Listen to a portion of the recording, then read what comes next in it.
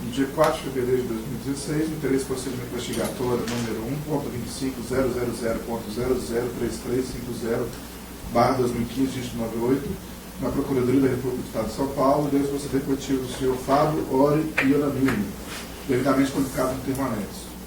Boa tarde, senhor Fábio, tudo bem? Boa tarde.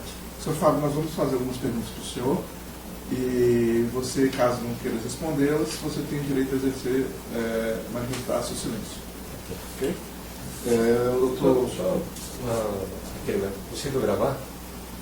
Doutor, a gente já está gravando ali, posteriormente se espera em vista. A doutora Bruna pediu hoje de manhã, a gente solicitou a gentileza de evitar isso. Para que uma versão não tenha riscos de vazamento.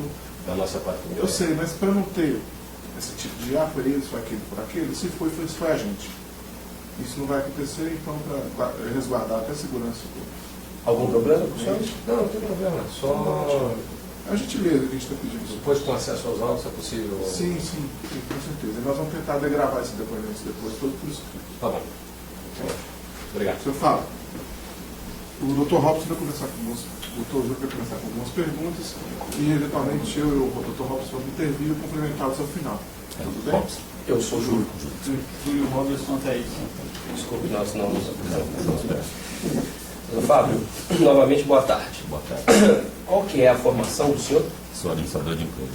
Administrador de empresas. O senhor se formou quando? Em 1995. 1995.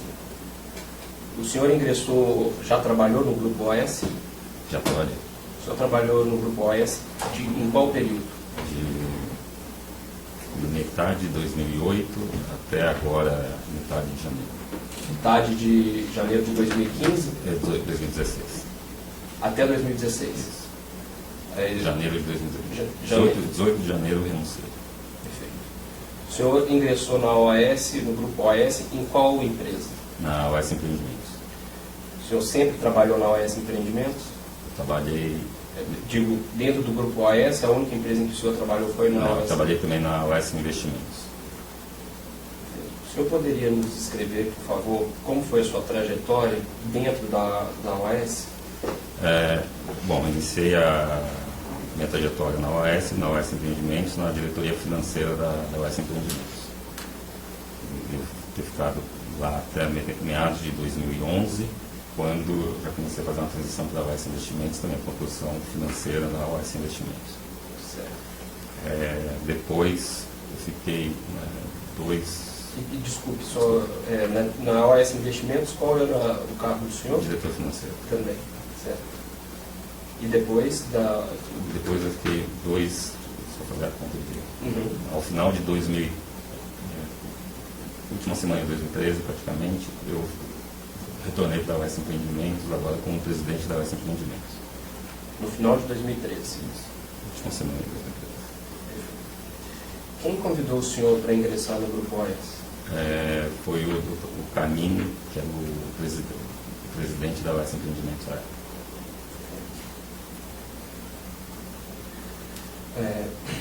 Quando o senhor se tornou diretor-presidente em 2013, o senhor disse? Isso, ao final de 2013. Início de 2014. Início de 2014. Quais eram as outras pessoas que compunham a diretoria da OAS Da OAS Empreendimentos? Sim. Tinha um diretor financeiro, que era o Ricardo Embaçaí. Certo. Um diretor técnico, Paulo Gordilho. Certo. Tinha um diretor para o Rio de Janeiro, que foi até um Tonome. Sempre um grupo todo, só para... Quando eu cheguei, como estava, quando o senhor chegou lá em 2014, depois a gente vai voltar um pouco ao período, mas é só importante para deixar marcar o momento que o senhor se tornou presidente do grupo, quem era a sua diretoria? Tá bem. Então, falei, desculpa. Desculpa, o senhor disse Ricardo Embaçaí, diretor financeiro, Paulo Gordilho, diretor técnico. Tinha Humberto Garrido, que era o diretor para Bahia. Tinha o Fernando Garrido, que é o diretor para a região de Brasília. Certo. O Roberto Moreira para São Paulo. Basicamente, basicamente são essas. Tinha algum diretor para Rio Grande do Sul? Sim. Tinha o Eduardo Lanova, diretor para Rio Grande do Sul. Certo. O senhor Paulo Gordilho tinha algum parente também que integrava a diretoria? Tinha. Ele tinha o filho dele era um diretor de obras. Né, Como se chamava o filho dele? Lucas Gordilho. Lucas Gordilho. Ele era um diretor de obras. Isso. E ele já estava na equipe de Paulo Gordilho e fazia a mesma coisa que Paulo Gordilho já era. O Lucas Gordilho. Isso. Agora que a gente fez esse breve histórico, só um instantinho, só interromper aqui, descer a água. Muito obrigado. De nada. Deixa eu aceitar. Acertou. Thaís. Obrigado. Obrigado. Doutor Fábio, então retomando, né? A gente fez esse breve histórico. Agora tem algumas operações que aconteceram dentro da OAS Empreendimentos. Eu acredito que o senhor tenha conhecimento e o senhor pode nos ajudar.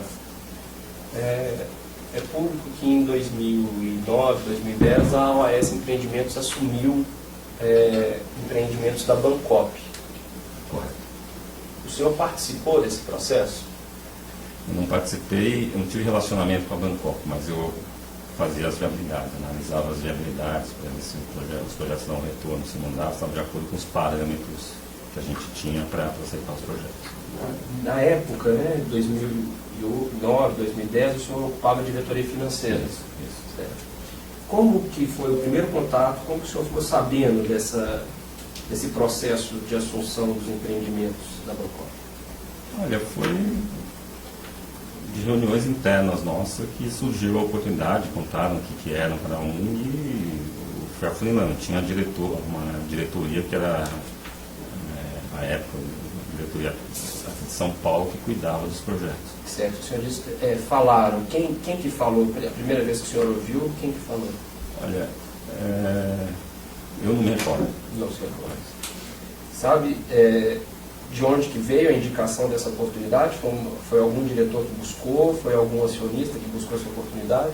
Eu acho que também, eu não me recordo porque eu não tinha relacionamento com os acionistas na época ou com alguém diferente da diretoria da empresa. Naquela época, como que era o funcionamento da diretoria? Os senhores tinham reuniões periódicas? A gente eu ficava em São Paulo, em toda, a exceção da diretoria de São Paulo, Sim. os demais diretores ficavam em Salvador.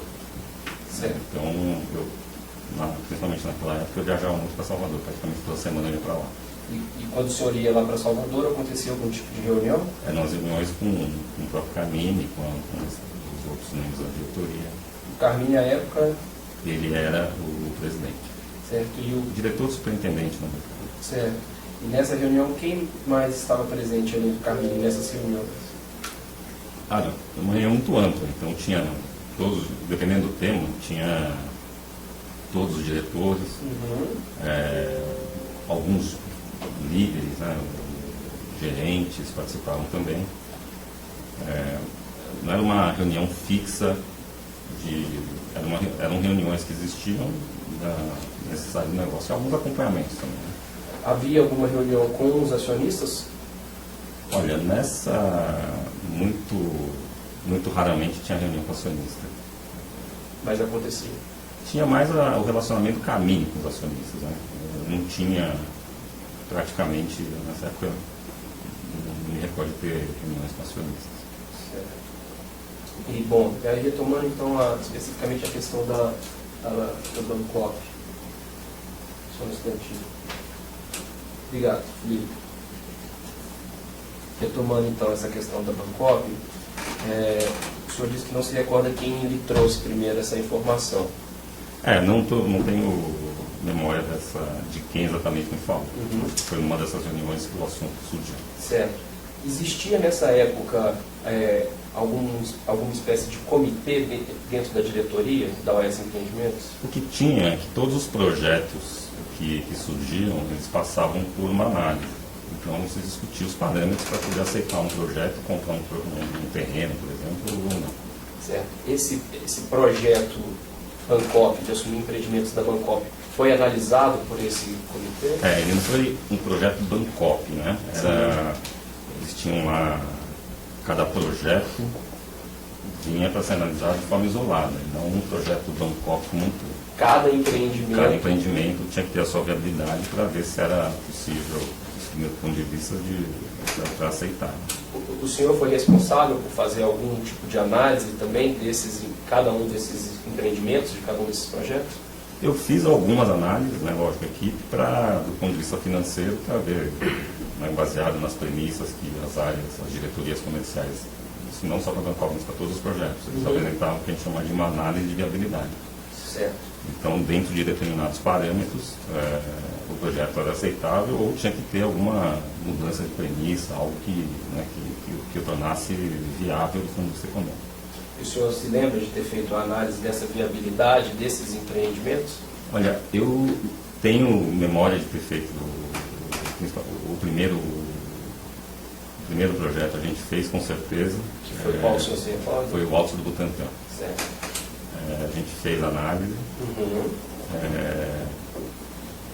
E os demais também, isso aí todos entravam na rotina, né? Não tinha nada que vinha como tinha que fazer. Eram projetos individuais, que dado também a situação da própria empresa, não tinha capital para fazer todos os projetos, então sempre tinha que fazer a seleção daqueles que eram melhores. Então, a gente tinha já na época a Regional Salvador, que já tinha mais de 4.000 unidades lançadas, então tinha que terminar aquelas unidades. São Paulo não tinha nada praticamente, e tinha uma iniciativa, assim, estava nos primórdios aí do desenvolvimento de Porto Alegre. Então, assim, o foco era ver as melhores oportunidades. Né? Certo. Nessa época, o Ricardo Vassaí trabalhava com o senhor? Trabalhava. Ele ocupava qual cargo? Ele era o líder financeiro. Ele participou da análise de viabilidade desses empreendimentos? Olha, deve ter participado. O senhor Era da área dele que vinha, talvez não ele especificamente, mas o pessoal da área dele que fazia. O senhor se recorda de qual foi o resultado da análise de viabilidade desses projetos? Eu não lembro o resultado, mas o projeto ter sido entrado na carteira, ele tinha pelo menos alguns parâmetros mínimos para poder ser aceitado. Em termos financeiros, o senhor se recorda se eram projetos que apresentavam uma margem de lucro normal, maior ou menor do que os empreendimentos que a OAS tinha? Eu acho que, além da questão, a gente tinha algumas métricas lá, tinha a questão também, que a gente sempre olhou também, a questão de exposição de caixa, a quantidade de recursos que vai ter que ser empregado no projeto. O projeto pode ser maravilhoso, mas se for gigantesco, não consegue, porque não tem o capital para fazer o projeto. Então, era uma análise que a gente fazia para ver se a empresa, dada a situação da ocasião, se ela tinha capacidade ou não de absorvê-los. Então, certamente, se houve análise, eu estou dizendo que houve, certamente ele passou do sarrafo mínimo para ser aceito. Especificamente em relação à minha pergunta, o senhor se recorda se eram projetos que apresentavam uma margem de lucro igual a dos outros empreendimentos da OAS Empreendimentos ou uma margem de lucro maior? Não era nada extraordinário, diferente de outros projetos. Nunca me chamou atenção isso aí. O senhor se lembra se os outros projetos foram analisados pelas áreas respectivas também? Por exemplo, a área técnica fez a análise desses projetos, a área jurídica fez a análise desses projetos? Em geral, a diretoria tinha uma gestão, de certa forma, centralizada das diretorias de negócio. Então, as diretorias de negócio, elas tinham a responsabilidade por apresentar o projeto. E isso, em miúdos, quer dizer o seguinte: o cara que está apresentando, ele deve ter passado por todas as demais áreas para certificar que o projeto era viável. Então, do lado financeiro, tinha uma interação entre a área financeira e a área de negócios para que isso fosse um insumo também, né? Porque o projeto não era só questão financeira, tinha todas as questões de engenharia, jurídicas, todas as questões que o cara que está tocando, o diretor que estava tocando, liderando ou fazendo a proposição do projeto, tinha que se atentar. Então não tinha, quer dizer, tem essa interação e no final, se o projeto tiver ok de todas as ordens, o projeto vai em frente. Certo. E aí esse ok por todas as áreas era verificado como uma reunião em que se votava, como que é? Não tinha uma reunião, nesse princípio não era uma reunião formal, isso aí foi amadurecendo ao longo dos anos. mas sempre tinha a opinião final lá do Carmine, né? A decisão final cabia ao Carmine ou era uma decisão colegiada? A decisão era colegiada no sentido de que todas as informações, né, o Carmine queria saber se todo mundo olhou e tinha alguma coisa para falar em relação ao projeto. Então era uma discussão entre eles para falar, vai em frente ou não. Isso passa por dizer, olha, o financeiro, o projeto é bom, vai ter recurso, não vai, coisas do tipo. Assim como também para outras áreas. Certo. Não havia um comitê formal, né, para dizer, olha, olhamos... O senhor se recorda, o senhor participou dessas reuniões em que as outras áreas apresentaram também as avaliações delas sobre esses projetos? Olha, como eu estou dizendo, não houve uma formalização nessa época de um comitê onde todo mundo sentava para discutir. Mas a metodologia, o processo, na verdade, funcionava, né, a gente todas as diretorias municiavam as áreas que estavam propondo os projetos, e se não houvesse nenhum tipo de obstáculo dessas áreas, o projeto podia seguir em frente ou não. O senhor se recorda quem estava na área técnica nesse período? Na verdade, nesse período tinha uma diretoria de engenharia que era um pouco mais ampla, tinham 2 diretores, né, o Paulo Gordilho e o Manuel Aguiar.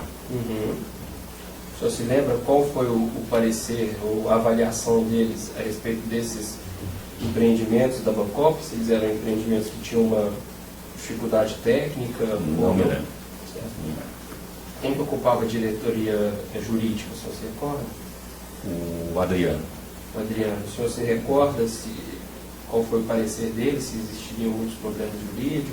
Não, apresentavam os riscos jurídicos. Certamente, pela Bancop sempre foi apontado alguns riscos jurídicos, né, mas nunca houve uma luz vermelha que fosse intransponível.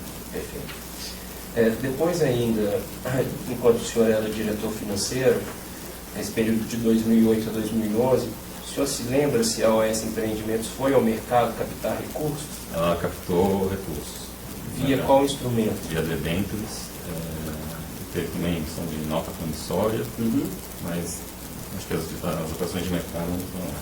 Certo. Nessa emissão de debêntures, o senhor se recorda quando ela aconteceu? Foi ao final de 2009. Certo. O senhor se recorda do montante que foi captado? Foram 300 milhões de reais. Certo. Eram debêntures que elas possuíam vinculação de aplicação, ou seja, o dinheiro que era captado deveria ser destinado a determinado projeto? Não. O que havia tinha uma regra, uma debênture estruturada. Então, essa debênture, na verdade, era um instrumento utilizado pela essa época de fazer o papel que os bancos também fazem, né, no financiamento da produção. Então, o que eles queriam ter certeza era, né, pensar como é que é a empresa, o que é a empresa. Então, teve toda uma avaliação prévia, né, do que era a OAS, empreendimentos, o grupo OAS, né, para eles entenderem como é que funcionava a empresa. Depois da apresentação de planos de negócio da empresa, teve uma agência de rating, né, externa, que era a Fitch, que fez a avaliação, né, com base em todo esse iniciamento de informações, de planejamento, de perspectivas, de pipeline de projetos. Com base nisso, a gente, depois passado também um processo de due diligence na empresa, discussão de plano de negócios, teve um período de discussão da estrutura do negócio. Na estrutura do negócio não tem o dinheiro carimbado no projeto. Sim. O dinheiro, depois que a debênture foi emitida, uma debênture que era mercado. Ela tinha um agente fiduciário, que era a Planner, e ela era o guardião, né, daquilo que foi acordado na emissão. E aí, se não estou enganado, até a gente tinha que aprovar os projetos que a gente gostaria de utilizar os recursos para ver se atendia determinados quesitos, para poder então, sim, utilizar o recurso para determinado projeto. Certo. Antes de entrar até na estrutura de emissão, que também nos interessa, aproveitar do seu conhecimento técnico, quem que decidia para onde seriam destinados os recursos captados? Não teve acho que não teve uma determinação para falar, olha, essa debênture agora vai ser para esse ou aquele projeto. O que havia, até porque não tinha carimbo, né, na possibilidade de utilização dos recursos, dependia muito da capacidade de financiamento da empresa com relação a outras fontes de recursos. Vou te dar um exemplo. Tinha projetos que já precisavam de um financiamento urgente, mais rápido, né? Então a gente já tinha um relacionamento com todos os bancos aí que financiam a produção de imóveis, a gente tinha relacionamento. O que tinha de diferente nessa estrutura é que ela financiava um pedaço maior do custo total da unidade. E com isso dava mais flexibilidade para atrair novos projetos, né? Então a gente tinha uma certa liberdade para procurar novos projetos. Ao passo que as linhas de financiamento bancário, ela é sempre assim, é 1 para 1, né? Você mostra o projeto aqui, ele te dá o financiamento. Nessa que a gente tinha um pouco mais de liberdade para falar, olha, podemos propor esse aqui, se propusermos, está enquadrado aqui dentro das regras, até porque ela tem uma limitação que ela só pode ser utilizada para unidades até um determinado valor. Então a gente tinha, à época, se não estou enganado, são R$500 mil. Então tinha alguns projetos nossos que as unidades iam até R$500 mil, e tinha outros que os preços eram acima de R$500 mil. Então você não podia usar o recurso para esses projetos. Então seria só para unidades habitacionais até R$500 mil. Isso. Não todas as unidades. Tinha que ter um percentual, eu não sei dizer o percentual, mas que na média ficasse enquadrado lá dentro do SFH. Sempre tem cobertura, sempre tem unidades mais caras. Certo. E então quem decidia, né, essa destinação financeira dentro da OAS Empreendimentos era a diretoria financeira? Não, era também uma discussão também com o Carmine, com a empresa. Sempre tinha uma discussão mais ampla, não tinha uma formalidade para dizer, olha, sempre a diretoria financeira vai. Passava também pelo processo de aceitar os projetos, a questão da capacidade de se financiar, né, de aceitar os projetos. A questão da capacidade de se financiar. Né? Então, justamente por isso, porque não faz um negócio que depois não consegue financiar. Certo. Os empreendimentos que a OAS assumiu da Bancop receberam recursos dessas debêntures? Receberam. O senhor se recorda quais empreendimentos receberam? Me recordo o Alto do Tantan recebeu, o Solaris também recebeu, deve ter mais um Guarapiranga. Certo. E o Parque do Tantan. Perfeito. Eu acho que esses é o que tem de memória. Certo. Os recursos que o Solaris recebeu foram utilizados para concluir a obra, o senhor se recorda se eles foram suficientes para concluir a obra? O projeto Solaris já tinha uma obra em andamento, estava parada, então foi só o complemento para finalizar a obra. O dinheiro que foi aportado então das debêntures para o Solaris foi utilizado para completar a obra? Isso. Perfeito. Na emissão das debêntures, a gente tem algumas figuras, agente fiduciário, agente de garantias, agência de rating. Essa captação, primeiro, ela foi feita por vários bancos ou ela foi subscrita integralmente por uma entidade específica? Não, ela foi subscrita pela Caixa do FGTS. Pela Caixa? O FGTS e a Caixa é a gestora dos recursos. Não é isso. Do FGTS ou do FI-FGTS? Não, FGTS. Não é o FI-FGTS, é um fundo de infraestrutura que utiliza fundos do FGTS. Certo. Isso aí, se eu não estou enganado, o recurso faz parte da carteira administrada do Fundo de Garantia. Perfeito, do Fundo de Garantia. São governanças diferentes. E até por isso é que existe o limite das unidades, né, do limite de valor das unidades que receberão o recurso? É que você não olha por unidades, né? Você olha no mix para ver se uma proporção desse valor não vai ultrapassar o teto dessa carga. Se ultrapassa, você limita a utilização do recurso. Certo. Esses recursos poderiam ser aplicados em imóveis e empreendimentos de alto luxo? Se for 100% dos imóveis de alto luxo que ultrapassam esse valor, você não consegue utilizar. Mas se tiver um mix, você pega o percentual que é estou tentando, mas a regra era essa. A gente tinha uma possibilidade de utilizar, pelo menos para as unidades que se enquadravam dentro do valor. Perfeito. Além da Caixa e do FGTS, né, a gente tem outros agentes. Mas o senhor participou do relacionamento entre OAS e Caixa e FGTS? Participei. Com quem o senhor conversava na Caixa e com quem o senhor conversava no FGTS a respeito dessas... Não, eu acho que é uma mesma equipe, né? A equipe do Flávio Aracá. Flávio Aracá. Isso. Certo. O senhor que mantinha contato direto? Eu também mantinha. Certo. Quem funcionou como agente fiduciário? Fiduciário a Planner. Certo. Na Planner o senhor mantinha contato com quem? Eu não tenho nome da pessoa. Não sei qual é. Viviane, no seu sobrenome. Certo, Viviane. A Planner foi uma... só para a gente deixar registrado, quem que custeia o pagamento do agente fiduciário?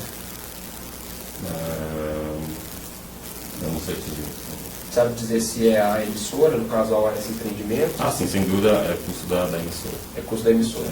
Certo. Então a OAS Empreendimentos que pagou a Planner. Sim. Ela paga, né? Eu acho que não é um pagamento único, é o que a É prestação o pagamento de serviço. diferido de acompanhamento da... Ela paga a prestação de serviço. Perfeito. Então, eu acho que é uma Foi- dimensão. Foi a Planner que... Perdão, foi a OAS que escolheu a Planner ou a Planner foi indicada pela Caixa ou pelo FGTS? Tem uma... Ela foi aceita pela FGTS, porque tem um lá no hall de agentes fiduciários que são tantos assim, a gente propôs e eles aceitaram. Eu não tenho lembrado se foi uma indicação para contratar alguém. Certo. E quem funcionou como agente de garantias? A S-Score. S-Score. Com quem que o senhor mantinha contatos nessa S-Score? A gente teve contato com a Marcelita. Só com a Marcelita? E teve também o André André, o senhor se recorda sobre o nome dele? André de Souza. André de Souza. A S-Score foi também paga pelo emissor? Foi paga pela OAS? Não, ela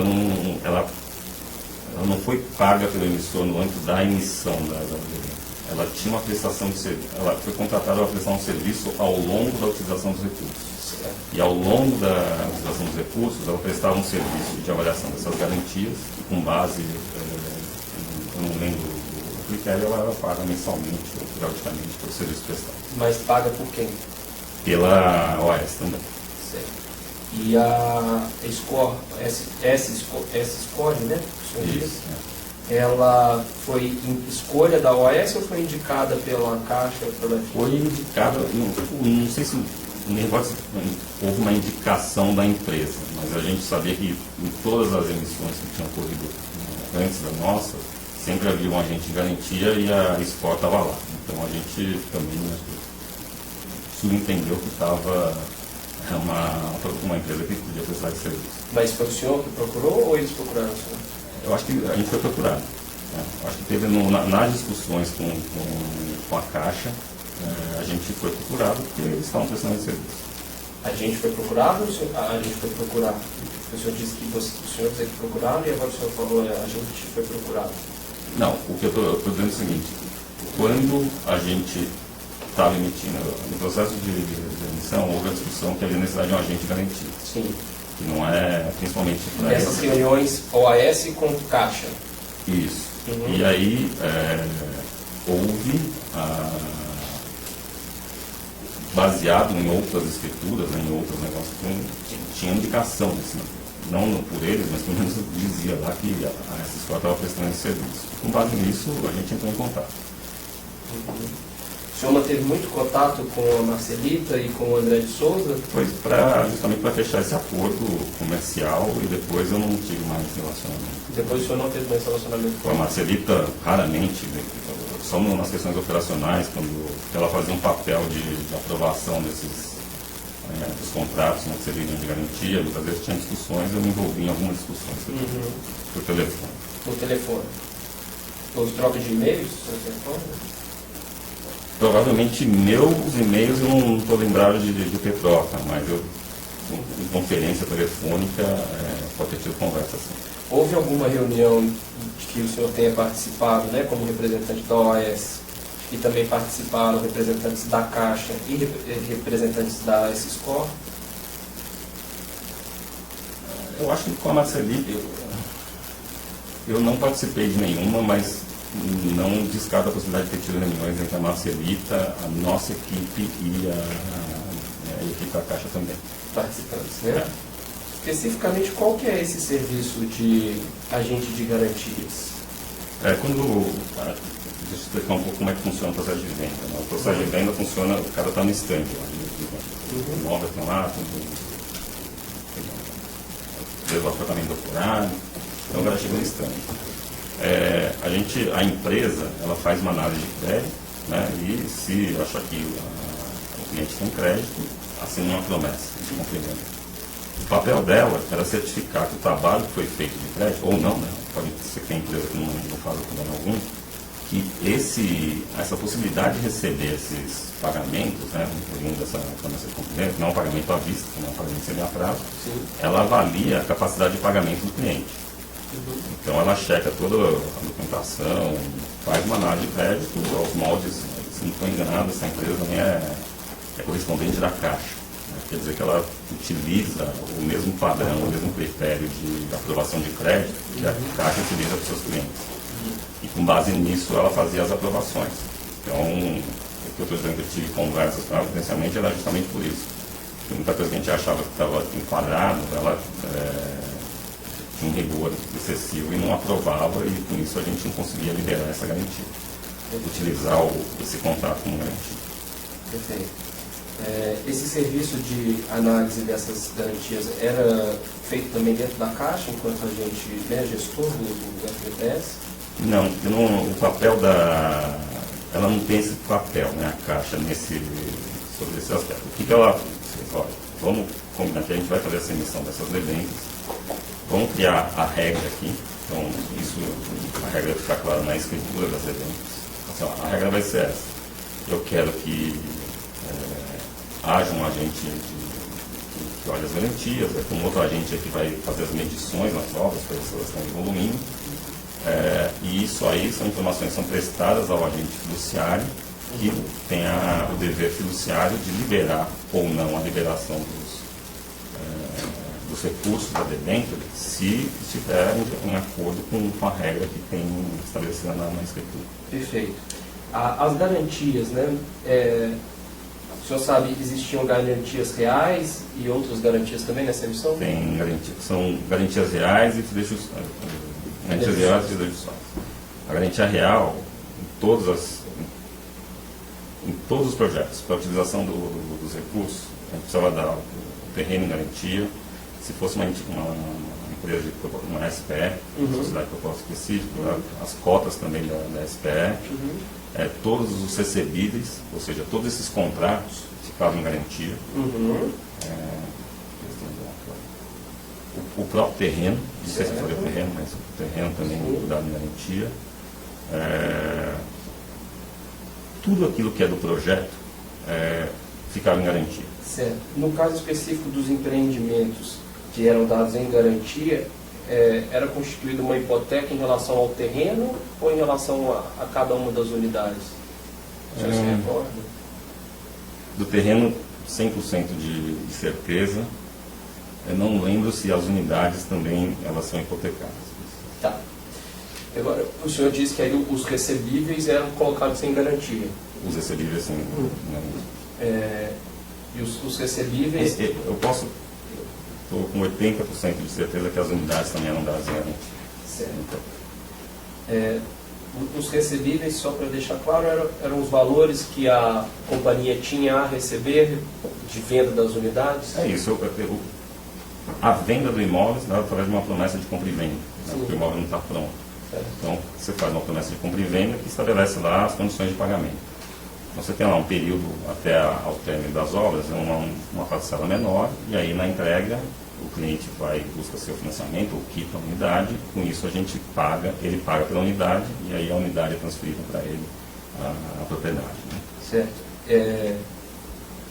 Existia um controle desses recebíveis, o que a OAS tinha por receber? uma gestão do nosso lado? Isso. Sim, com certeza. Imagino, cabia a qual diretoria? A diretoria financeira? A diretoria financeira de forma geral, porque são também 4 mil unidades, sei lá quantas unidades a gente tinha, né? Então, mas tem esse controle, saber o que vai, qual que é a perspectiva de receber ou não a liberação, se tem algum problema crítico ou não. Certo. Considerando então que havia esse controle dos recebíveis, em relação aos empreendimentos que foram recebidos da Bancorp, Tá? havia um controle então de cada uma das unidades em relação a cada um dos cooperados ou dos ex-cooperados? O que havia de controle não é a criada da Bancorp. Todos os projetos, independente de estar financiado ou não por essa, você faz o controle de recebimento, né? Se está recebendo, se não está, se tem inadimplência. Quando tem inadimplência, você tem que tomar alguma ação, se toma, né, rescindiu a promessa, sob quais condições, e tem toda essa discussão. Certo. Então não é algo específico para esse projeto. Certo, mas esses projetos né, que foram assumidos da Bancorp tinham uma peculiaridade de existirem já pessoas vinculadas a essas unidades, diferente de empreendimentos originariamente da OAS. Mas eu acho que tem uma peculiaridade no momento da entrada, mas no momento da gestão do cliente, não vou explicar por quê. Sim. Desculpa até interrompendo, se o senhor puder. O senhor pode me explicar então como que era essa entrada e também como que era a gestão? Tá. A área de negócio, a diretoria que tinha relacionamento com a Bancorp, entrava em contato, né, ou era contratada pelos cooperados, por uma comissão de cooperados, né, de determinada, que chama de seccional, você tem uma divisão dentro da Bancorp, você tem várias seccionais. Esse pessoal se organizava, formava uma comissão e fazia uma primeira interação com a empresa. As obras todas paradas, e do nosso lado a discussão era o seguinte: olha, a gente tem a possibilidade de assumir esse empreendimento aqui sob certas condições. Certo. Novamente, passa pela questão da viabilidade econômica.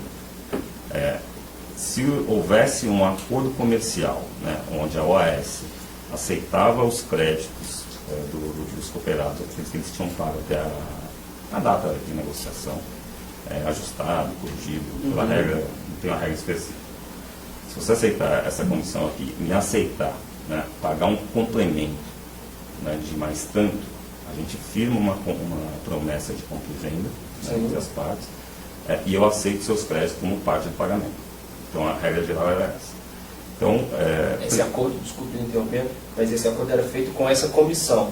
então eu vou te explicar, eu vou ler um pedaço aqui. Então você tinha primeiro, inicialmente era uma comissão, que não eram todos os cooperados. Sim. Né? Se houvesse tração, ou seja, se houvesse o humor, tivesse, os dois lados tivessem com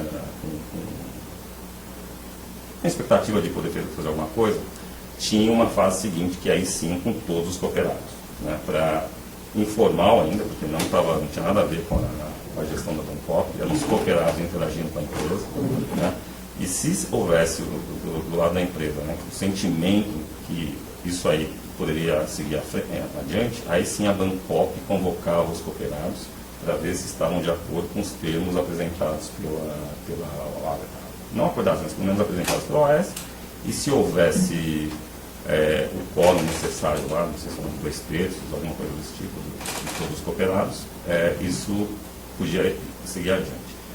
Se houvesse Se seguisse adiante, a OAS, então, assumia esse projeto, né, assumiu o projeto. O que isso quer dizer?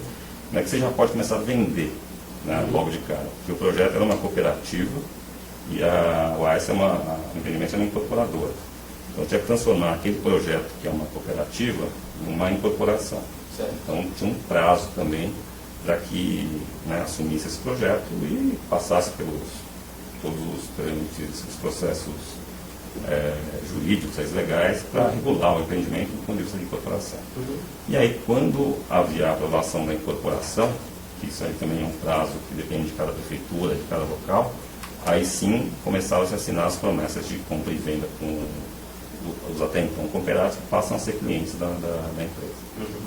Havia, né, a partir do momento que a OAS assumiu o empreendimento, havia algum prazo para os cooperados se manifestarem? Sim, o que tinha, não sei em qual momento, mas quando dava, não, vamos em frente, os cooperados aceitarem a Assembleia, a OAS colocava um prazo, não sei especificar o prazo, para falar o seguinte: venha se manifestar. Você tem duas opções, na verdade.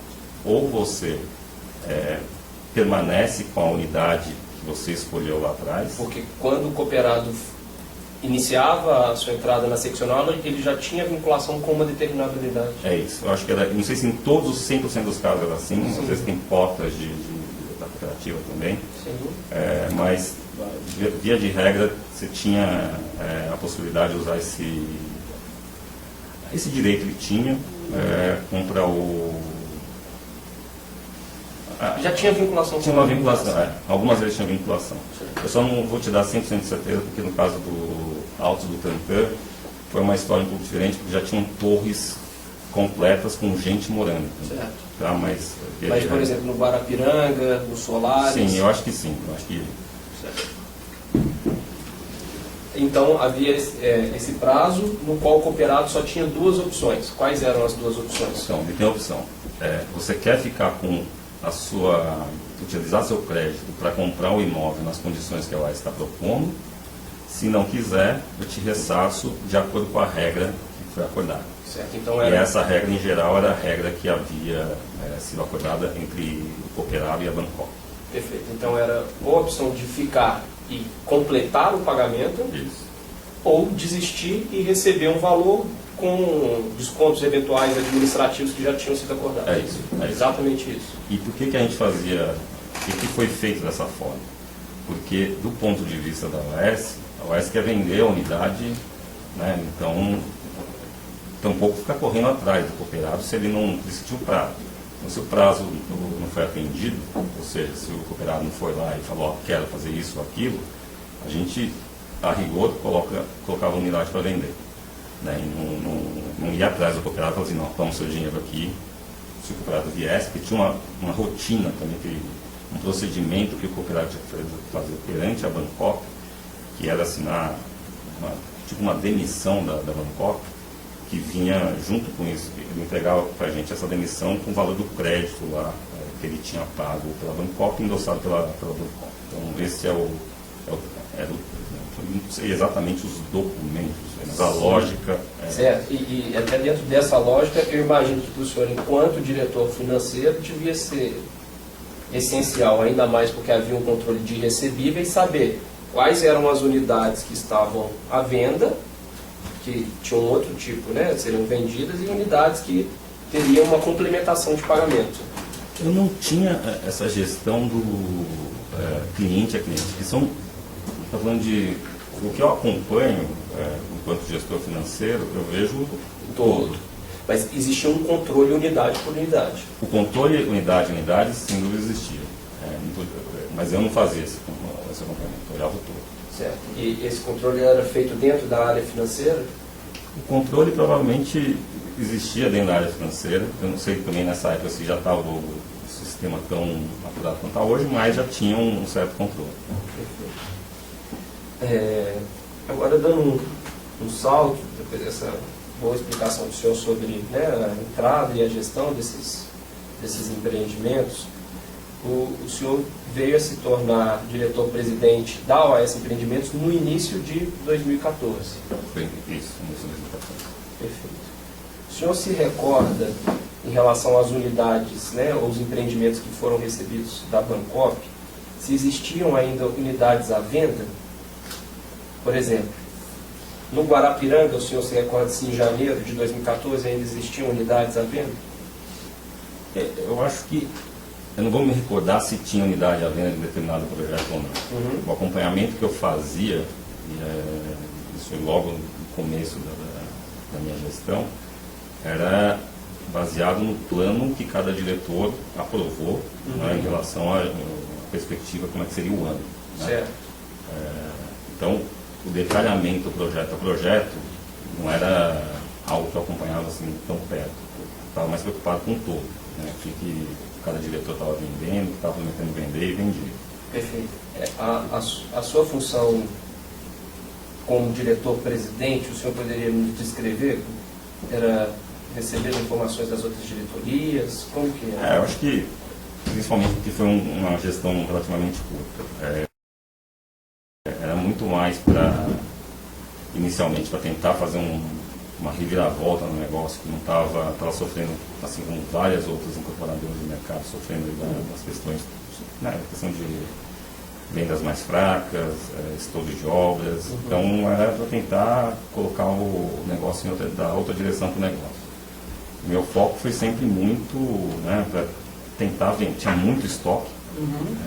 Isso aí, estoque também oriundo de vários distratos, porque o que também existe até o cliente quitar a unidade, tem sempre uma possibilidade dele sair.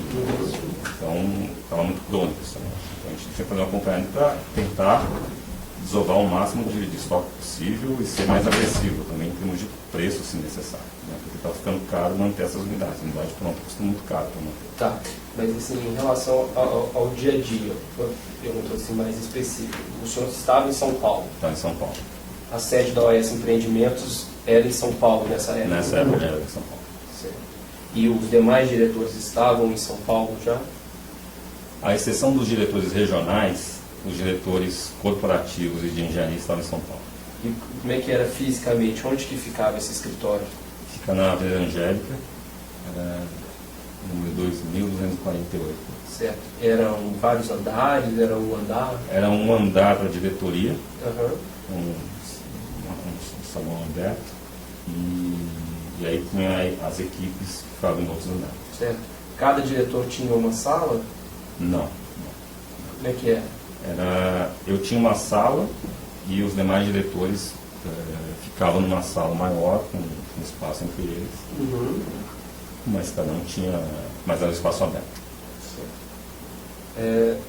Existia uma diretoria, qual que era a diretoria responsável por comercializar os apartamentos disponíveis? Não tem uma diretoria específica para comercialização. Cada diretor de negócio ele tem a responsabilidade de fazer a venda daquele projeto. Então ele tem a equipe de vendas, não tinha uma diretoria separada, segregada para vender. Certo. Era utilizando cada diretoria, que a gente chama de diretoria de incorporação, que faz de A a Z. Então o cara é dono. Certo. É o diretor de incorporação. Nessa época, quem que era o diretor de incorporação, né? Só para relembrar, da Regional São Paulo? É o Roberto. O Roberto Moreira? Isso. Certo. Fazia parte da função do senhor visitar apartamentos para apresentar para eventuais clientes? Eventualmente sim. O senhor fez isso para quantas vezes? Olha, deve ter feito umas 2, 3 vezes. Umas 2, 3 vezes. Certo. Essas 2, 3 vezes o senhor foi apresentar apartamentos para quem? Foi uma foi a visita acompanhar a visita do Lula com a esposa. Certo.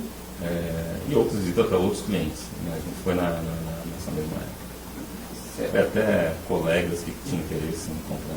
Tá, mas tirando essa visita, né, que o senhor mencionou com o ex-presidente Lula, essa visita que o senhor fez para apresentar para os amigos, era uma visita que ia só o senhor ou ia uma... Não, ia só eu. Na verdade foi uma vez que eu estou lembrado aqui de um outro colega que ia comprar uma unidade, eu acompanhei. Foi só o senhor, não foi mais ninguém da... É isso. Certo. Especificamente em relação a essa visita que o senhor falou que acompanhou do ex-presidente Lula, ela aconteceu quando? Foi no início do ano passado. Do ano passado, 2015? Não. 2000, foi um ano que era diretor. 2015 eu estava... Não, 2014. Início de 2014. Início de 2014. Fevereiro de 2014. Fevereiro de 14.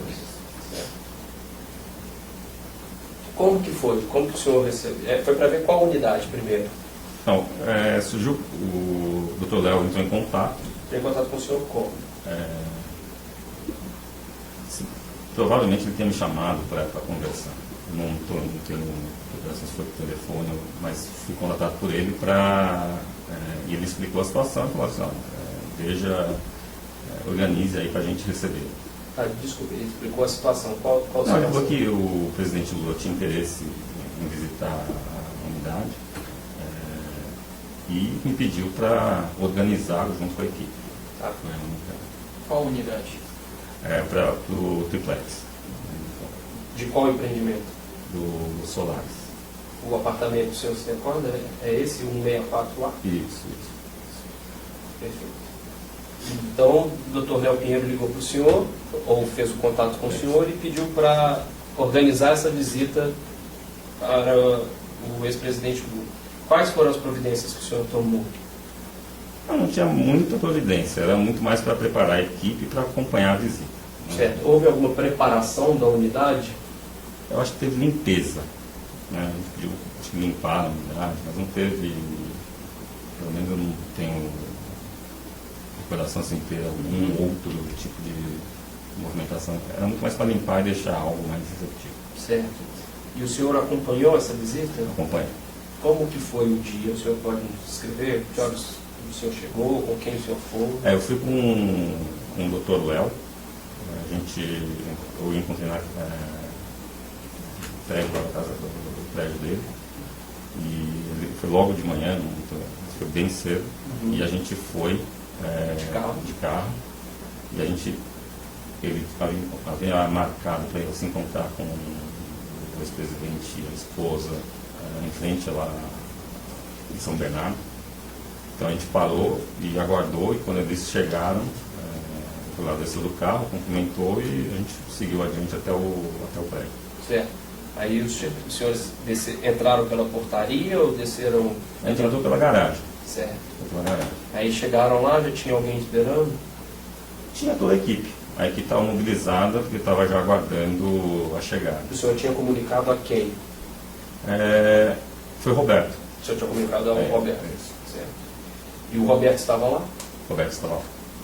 O senhor conhece um engenheiro chamado Igor Pontes? Conheço. Ele trabalha na equipe do Roberto. Ele estava lá também? Sim, estava. Certo. Aí os senhores chegaram pela garagem e aí o que aconteceu? Então a gente subiu para a unidade, né? Já tinha a nossa equipe lá, e aí o Dr. Léo conduziu a visita, né, na unidade. Ficou muito mais um apoio lá, em fase de dúvida. Se não sincero, não conhecia muita coisa da unidade, tinha o pessoal lá para prestar se tivesse dúvida em relação ao projeto, dúvida em relação a tudo, tinha uma equipe lá aposta. O Dr. Léo apresentou todos os ambientes do apartamento para o ex-presidente Lula e para a dona Marisa? Acho que ele percorreu todo o apartamento. Certo. Em algum momento o senhor foi chamado para Não, eles iam na frente e a gente ia atrás. Né? Então, assim, a gente quem? Eu com o Roberto, provavelmente, não sei se o Igor acompanhava, mas a gente ficava sempre na retaguarda. Mas sempre andando atrás? É isso. O senhor foi chamado em algum momento para prestar algum esclarecimento? Não tive nenhuma, até porque não era a pessoa mais adequada para prestar esclarecimento sobre nada referente à arquitetura, engenharia. Alguém nesse momento, né? O senhor disse que tinham essas outras pessoas, né, para responder eventuais questionamentos, foi chamada? Particularmente, assim, não lembro de ninguém ter sido chamado para tirar alguma dúvida. Né? Foi muito mais o apoio mesmo lá, se precisar de alguma coisa diferente. No desenrolar da visita, em algum momento, o senhor se recorda se o senhor Léo Pinheiro, o ex-presidente Lula e a dona Marisa ficaram no último andar conversando? Eles conversaram em todos os locais, não foi só no último andar. Certo, mas no último andar teve algum momento em que eles ficaram conversando e o senhor se aproximou? Olha, eles ficaram olhando em cima a questão da vista e eu fiquei sempre mais afastado, não tinha intimidade alguma, não tem intimidade alguma com o ex-presidente, então fiquei afastado. O senhor não foi lá conversar em nenhum momento? Não. E depois que terminou essa visita aos ambientes do apartamento, o que aconteceu? A gente desceu. Desceu todo mundo junto? Desceu o Dr. Léo com a esposa do presidente, o próprio presidente, com o Dr. Léo, comigo, não sei se o Roberto estava exatamente no mesmo elevador. E depois a gente foi para visitar a área comum. Eu acho que no salão de festas, e depois saiu, porque tem uma piscina também, eles foram ver a piscina. Certo. E na descida do elevador, qual que foi o comentário? Qual foi a conversa do elevador? Não me recordo. Nada que tenha chamado a atenção, não me recordo. Comentaram alguma coisa do apartamento? Não me lembro de ter algum tipo de comentário do apartamento. Quanto tempo aproximadamente levou essa visitação ao apartamento? Foi algo de uma hora e pouco. Não foi um negócio exaustivo, deixou alguém cansado. Foi um negócio, foi um tour. Não teve pressa também, mas circulou por tudo que tinha, o pessoal tinha interesse. Certo. Depois da visita à área comum, o que aconteceu? A gente foi embora. Acho que aí Esse grupo todo, acho que logo após o término da visita, acho que desmobilizou, né? Então cada um foi para um lado. E durou quanto? Desde a chegada até a saída? Vou aqui no máximo 2 horas. Não foi mais, exagerando 2 horas. Certo. E depois que teve Obrigado. essa visita, aconteceu alguma coisa em relação a esse apartamento? Houve algum pedido de decoração? O Dr. Léo pediu posteriormente para a gente fazer um projeto de decoração. Né? O Dr. Léo ligou para o senhor, falou com o senhor? Ele pediu e nem foi no trajeto de volta que ele disse, olha, por que não, né, não pode decorar, fazer um projeto de decoração e tal. E foi com base nisso que a gente mobilizei lá a equipe também para fazer um projeto para a unidade. O senhor voltou com o Dr. Léo no carro? Não, o Dr. Léo voltou com um casal. Como ex-presidente do Lula? E aí a gente só se reencontrou na metade do caminho. Eu estava com o motorista dele e eu encontrei na metade do caminho. Certo. E aí quando o senhor encontrou de novo com ele no meio do caminho, foi quando ele pediu para o senhor? Eu não me lembro a ocasião, mas o comentário, acho que nesse trajeto não tive muito. Eu me lembro só de ter comentado da simplicidade e tal do ex-presidente, mas não houve nada em relação ao apartamento. Acho que a questão do projeto veio depois. Que ele me pediu para que pensasse um projeto lá e a gente voltou ao assunto internamente para discutir, voltei a discutir com o Roberto. Certo. Mas pensasse esse projeto, o senhor disse de personalização? O senhor disse? Era de decoração. De decoração. Esse projeto de decoração com qual intuito? Olha, quando ele me colocou, era para deixar a unidade mais bonita, né? Para deixar mais vendado. Não falando essas palavras, vamos deixar o negócio mais bonito. Mas o senhor... A entrega dos projetos em geral está tudo no contrapiso, não tem acabamento, não tem nada. Certo.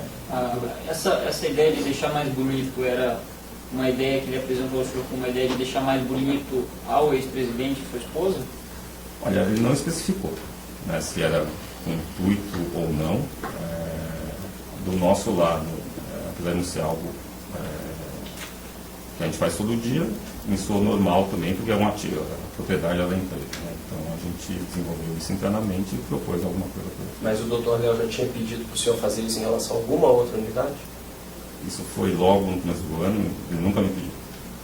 E depois ele pediu em relação a alguma outra unidade? Não. Certo. E o que envolveu essa decoração do apartamento? Eu deixei muito isso na mão do próprio Roberto. Né? Tá muito mais, minha preocupação com ele era fazer algo que a gente conseguisse recuperar se for na hora da venda.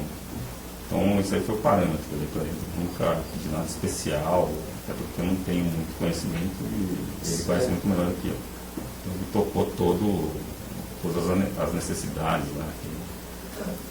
Eu acompanhei os números. Isso, antes de entrar nesses números, né, considerando que o senhor tinha acabado de vir da área financeira, o senhor se recorda quanto que valia esse apartamento naquela época? A questão de valor é muito subjetiva, mas a gente imaginava algo em torno de 1,8 milhões, algo do gênero. E essa, né, decoração que o senhor pediu ao Roberto, o senhor deu instruções a ele do que colocar? Não, do que colocar ou fazer, não. A única instrução foi para que a gente fizesse algo, depois a gente conseguisse comercializar. Certo. O senhor o orientou a trocar o piso? Normalmente, eu não dei nenhuma orientação técnica daquilo que ele precisava fazer em nome dela. A decisão foi do Roberto. A decisão do projeto final era do Roberto. Ele passou para o senhor, submeteu ao senhor para o senhor apreciar e decidir? Ele passou o projeto, mas eu não decidi em relação ao projeto, se tinha que trocar o piso, não entrei nesse detalhe. A preocupação é muito mais se estava dentro do orçamento dele, se estava dentro do orçamento do projeto, se isso aí conseguia absorver, dado o que a gente tinha como objetivo da empresa. Certo. O Roberto nos disse que, dentre as coisas que foram feitas, teve fazer mais um quarto. Tá? Isso, pelo menos no meu conhecimento, né, meio talvez, isso não é um projeto de decoração em si, uma alteração da planta, né? Isso foge do memorial descritivo do projeto, correto? Eu acho que sim. Certo. De quem foi a decisão de fazer mais um quarto? Olha, eu acho que a iniciativa do próprio Roberto, com as discussões lá com os arquitetos, não sei, não foi uma decisão, uma instrução. Não houve em nenhum momento instrução do Dr. Léo para que fizesse isso ou aquilo. Certo. Pelo menos não veio para mim. Mas o senhor falava com o Dr. Léo, dava um feedback a respeito dessa decoração que ele pediu? Nunca. Feedback de falar, olha, está assim assado, não. Acho que eu passei para ele só o projeto final. Só o projeto final? Com o valor também? Não sei se tinha valor, mas o projeto arquitetônico com certeza eu passei para ele. O senhor se recorda de qual foi o valor desse projeto arquitetônico? Girava ao redor dos 700 e poucos mil reais. Nesse projeto também, nesse orçamento, a particularidade é que tinha uma manutenção para ser feita. A unidade tinha alguns vícios lá, tinha infiltração, foi um dos pontos que a gente discutiu bastante, que isso aí não fazia parte, a empresa teria o custo de toda forma, da unidade era nossa. Certo. E nessa... Ela já aproveitou para fazer os remendos necessários. Não sei exatamente o que tinha que ser feito. Mas... Ele nos disse que incluiu modificação da escada, colocação de churrasqueira, aumento do deck da piscina, além de correção dessa infiltração, piso e também, né, fazer mais um quarto. O senhor se recorda se incluía isso tudo? Não me recordo. Além dessa reforma, né, vamos dizer, estrutural, houve também a aquisição de outros bens, como armários e eletrodomésticos? Teve os armários, teve eletrodoméstico também para a cozinha, isso teve também. E quem foi responsável por fazer isso, por comprar isso? Foi a equipe do Roberto. Por orientação de quem? Não teve orientação para fazer isso, teve muito mais não teve nenhum pedido específico para ele fazer, faça isso. É para decorar a unidade. Esse era o pedido. Certo. O Dr. Léo simplesmente disse para o senhor para decorar a unidade, e o senhor disse para o Roberto simplesmente decorar a unidade. Eu disse para o Roberto, vamos decorar de forma que a gente consiga vender isso depois. E todas essas ideias de incluir foram todas do Roberto? Eu não sei se do Roberto, mas dentro do projeto, não tem dúvida que deve ter tido discussões aí com a equipe. O doutor Del Pinheiro participou dessas discussões com a equipe? Não, eu acho que não. Foi um projeto interno não houve interação de Dr. Léo com... Em algum momento o Dr. Léo chegou a ver esse projeto? Depois de pronto, sim. O senhor disse que incluíam armários, eletrodomésticos, incluía cama também? Não sei te dizer. Sabe se incluía beliche? Não sei dizer. Certo. Essa submissão do projeto ao Dr. Léo Pinheiro, ela ocorreu antes da execução das obras ou após o início já das obras? Não, foi antes do início. E quem levou esse projeto para ele? Eu enviei o projeto para ele. Por e-mail? Não sei se foi por e-mail, mas talvez até por ser de arquitetura foi impresso para ele. E ele deu o ok? Falou, tá bom, ele não entrou em detalhes, a gente entregou para ele. Mas a autorização final então foi dele? A autorização final não, ele não teve... Não houve autorização para fazer. Né? Ele simplesmente tomou conhecimento. Nessa época já estava contemplada a retirada do aumento do quarto, reforço da churrasqueira, Eu não, escadas? sinceramente, eu não tenho... Ou você já levou o projeto pronto, ele deu ok, ou ele pediu posteriormente? Não, ele não pediu nada posteriormente, né? Depois ele entregou o projeto, pediu, pelo menos para mim, ele nunca pediu nada. Essa manifestação dele de aquiescência com relação ao projeto foi imediata ou teve demorou algum tempo? Não, eu acho que ele deu, a reação foi de ok, não teve não, vamos ver, não, foi ok. Uma outra questão só que ficou pendente ali, quanto tempo depois da visita que foi realizada pelo ex-presidente, sua esposa, junto com os senhores ao apartamento, que o Dr. Léo Pinheiro o chamou e solicitou essa reforma? Olha, eu não sei precisar. Aproximadamente. Talvez dentro da semana, ou não foi também 3 meses depois. Não sei precisar se foi 1 mês ou 2 semanas. Então, logo após a visita, passado poucos dias, podemos dizer assim.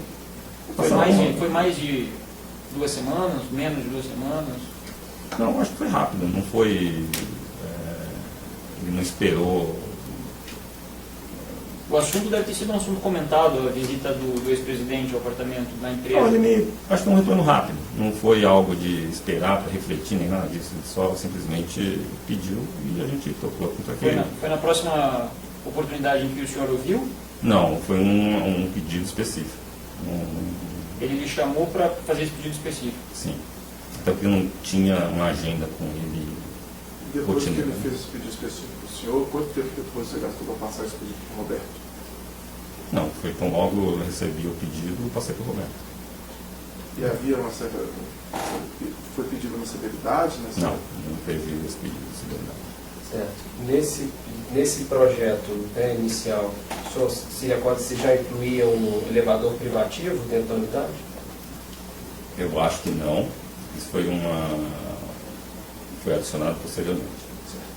Depois, essa reforma, essa alteração de decoração, foi realizada pela própria OAS ou a OAS contratou alguma empresa? Foi um terceiro que fez O senhor se recorda o nome do terceiro? Foi a Talento. E os armários, eletrodomésticos, o senhor se recorda quem forneceu? Agora eu sei por conta Você recorda quem forneceu? Agora eu sei por conta da mídia, mas antes na época não tinha também. A reforma, essas alterações, o projeto foi executado? Foi executado. Toda essa... Você está perguntando se terminou? Isso, Terminou. Terminou? E terminou quando? Olha, não tenho uma data. Mais ou menos, você quer? Talvez quase para o final do ano. O senhor voltou a visitar o triplex no Guarujá? Não. Não voltou? O senhor tem conhecimento se o ex-presidente ou alguém da família dele voltou a visitar o triplex? Teve uma segunda visita, que eu não sei precisar também a data, com o Dr. Léo. Eu não fui. Então, o Roberto foi, a equipe foi. Provavelmente estivesse viajando e houve uma coordenação entre o Dr. Léo e o Roberto. Eu não lembro exatamente como foi a... Mas quem foi então? O Dr. Léo, o diretor Roberto? Isso. Eu sinceramente não sei quem foi. Eu sei que o Roberto foi porque... mas eu não me envolvi na agenda. Você sabe que ele foi por quê? Não, ele foi para mostrar a evolução do projeto. Para o Dr. Léo e para quem mais? E aí eu acho que nessa reunião, nessa visita estava a dona Marisa, e se não estou enganado, meu filho. Qual filho? Eu não sei. O Dr. Léo perguntou ao senhor se o senhor poderia ir nessa visita? Eu não tenho lembrança disso, de ter me pedido, mas eu não fui, provavelmente eu estava tinha outro compromisso. quando que o senhor ficou sabendo dessa visita? Quem lhe comunicou acerca dessa visita? E quem compareceu foram a dona Marisa e o seu filho? A lembrança eu não tenho. Eu tenho agora, dado o fato, procurei saber. Mas eu não tenho a lembrança da época de ter que... Eu posso ter pedido para Roberto fazer a mesma organização. O senhor soube disso à época, só Eu não agora te- buscou mais detalhes, É isso. Eu não sei se eu fui envolvido à época, porque também eu estava com outro compromisso. O doutor Léo fazia contatos direto com o Roberto ou você passava por esses contatos? Eu passava por esses contatos. Apesar de o Dr. Léo ter liberdade com outros diretores também para poder fazer o contato direto. Então, Mas era normal o contato com o Roberto direto? não, é mais normal ter o contato comigo. Né? Então eu acho que, apesar de estou aqui, dado o histórico, é bem provável que eu tenha pedido ao Roberto se entender lá com o Dr. Léo para organizar a segunda visita. Perfeito. O senhor disse que eles foram lá para acompanhar a evolução da obra. Isso. Por que eles foram acompanhar a evolução da obra, o senhor sabe? Não sei dizer. Não sei dizer. Certo. Em relação aos outros empreendimentos da... Só uma questão, desculpa. Sim? O senhor sabe se, em decorrência dessa visita, houve alguma demanda específica na obra? Também não sei dizer. O senhor sabe se foi depois dessa visita que foi instalado o elevador? Sim, foi depois. E Como surgiu essa demanda do elevador? Eu não sei se foi... Eu não participei da reunião, na hora da visita. Tampouco falei com o Dr. Léo sobre a visita. Tenho vaga lembrança, assim, em relação ao próprio retorno do Roberto, das pessoas que eu nem tenho aqui de cabeça quem foi nessa reunião, nessa visita. Novamente, do meu ponto de vista, eu estava muito preocupado só com a questão de poder comercializar, se porventura fosse comercializar, a questão de custo. Não estava acompanhando o projeto, até porque, só para dar um exemplo, né, do que eu estou falando, a gente vai lançar um projeto novo, tem uma linha lá que é uma linha para fazer o stand decorado. O que vai lá dentro, se o cara está colocando uma pia de ouro, ou se não está colocando pia, não entro nesse detalhe. Mas nunca foi meu foco. Então, sinceramente, não tinha muito detalhe, nem um pouco de curiosidade em relação ao que estava sendo feito lá. Sabia que tinha um projeto. O Dr. Léo, né, não tinha falado nada em relação, não tinha feito nenhum comentário negativo ou positivo, simplesmente tinha aceito o que tinha sido proposto. Eu tinha segurança porque eu confiava em Roberto que o negócio estava dentro daquilo, né, que ele sabe que eu ia cobrar depois. Certo, mas esses apartamentos decorados que o senhor falou, né, que podia ter, né, o senhor não se importava se tinha pia de ouro ou não tinha pia, eles eram aqueles apartamentos feitos, né, apartamentos para demonstração para os clientes? Tem isso, e também por conta de algumas situações especiais, não era até 2013, eu acho que já não estava mais sendo feito isso, mas em 2014, dado o momento que a gente não estava conseguindo vender muita coisa, principalmente em algumas localidades, a gente começou a ter uma estratégia um pouco diferente para algumas unidades. Então, mobiliar e vender, capturando o valor não só da reforma, como também capturando um preço maior para o todo. Certo. Então, isso foi feito. Tá, em relação a essas duas hipóteses, vamos tentar entender melhor as duas. Primeiro, um apartamento padronizado, né, para os clientes visitarem. Ele normalmente é feito em unidades, né, considerando empreendimentos que têm unidades de um pavimento e outros 2 pavimentos, 3 pavimentos, normalmente é feito em qual unidade? De pavimento único ou o apartamento padrão para visita dos clientes é o duplex ou o triplex? Olha, não tem essa... Acho que a estratégia nunca teve essa... passar por isso. É muito das unidades que tem, fazendo assim, uma avaliação. Em geral, se investe lá para deixar o apartamento... Mas, o senhor tem conhecimento de de algum apartamento padrão triplex que foi feito pela OAS? Não tinha. A gente, eu acho que foi o único triplex que tinha foi nesse projeto. Nesse projeto, certo? Ontem nós conversamos com o Dr. Carminho, o Dr. Ricardo em Açaí. Eles colocaram para a gente que esses apartamentos decorados, Eles normalmente são apartamentos de baixa liquidez do primeiro andar do prédio para receber algumas visitas. E isso foi confirmado hoje também pelo Dr. Roberto. É isso mesmo? Dos decorados, sim. Você tem, quando você vai, lança o projeto. Até porque o primeiro apartamento ficar pronto, que é o que está no primeiro andar, então você faz isso enquanto o projeto está em construção. A estratégia que eu estou falando, que isso aconteceu ao longo de 2014 também, são projetos já prontos, que aí sim escolher essa unidade que tinha a preferência por vender. No caso que você se referiu, são nos projetos que estão em construção. Né? E eles fazem no primeiro andar, que é o primeiro a ficar pronto. Então, por certo, esse triplex no Guarujá não era um apartamento padrão para visitação, esse de mostruário. Não é nem de visitação, nem padrão da própria empresa. Né? Certo. Não é de visitação.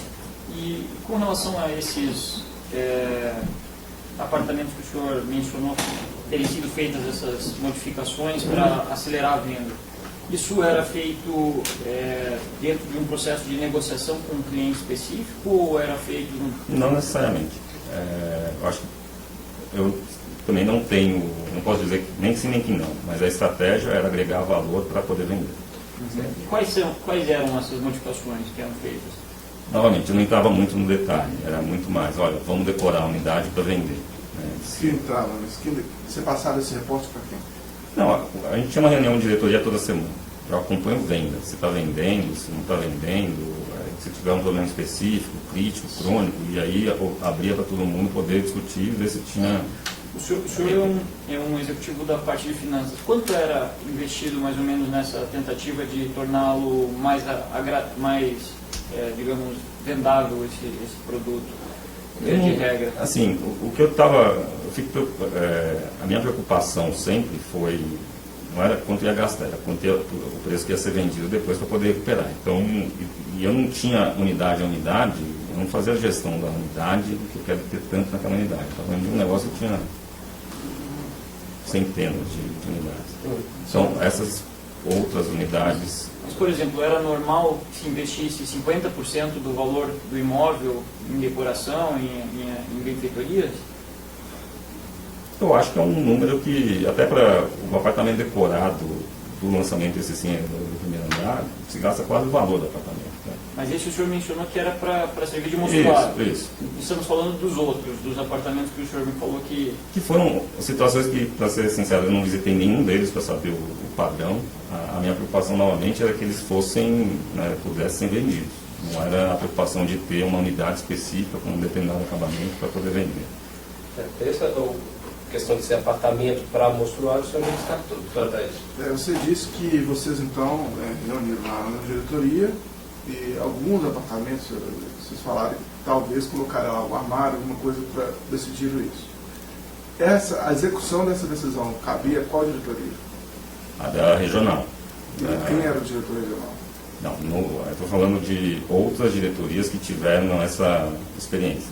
Estou lembrando aqui que em Brasília propuseram fazer, não era triplex, era um outro tipo de unidade, mas o projeto lá, que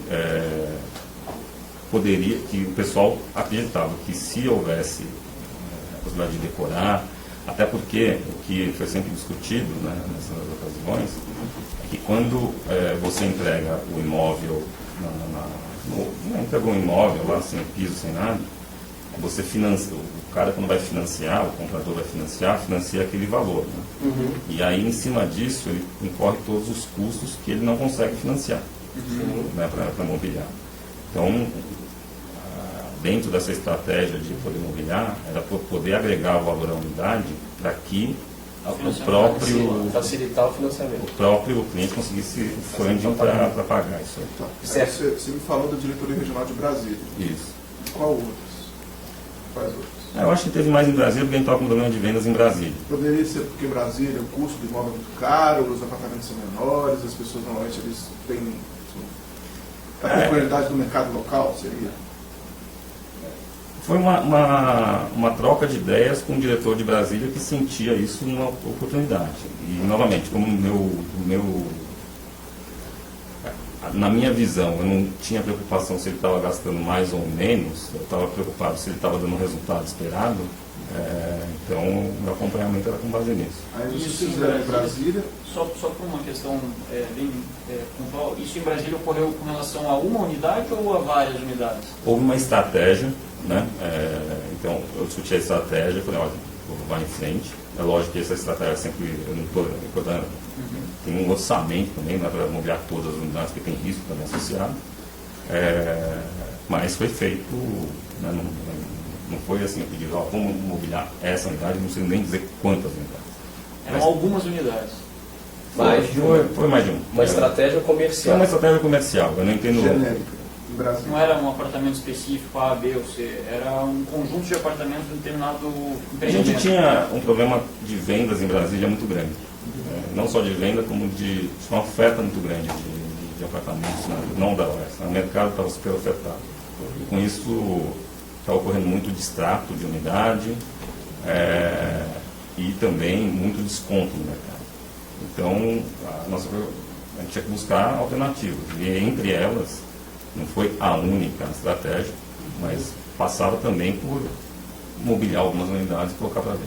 Essa estratégia foi utilizada também em São Paulo? Em São Paulo, não tenho lembrança.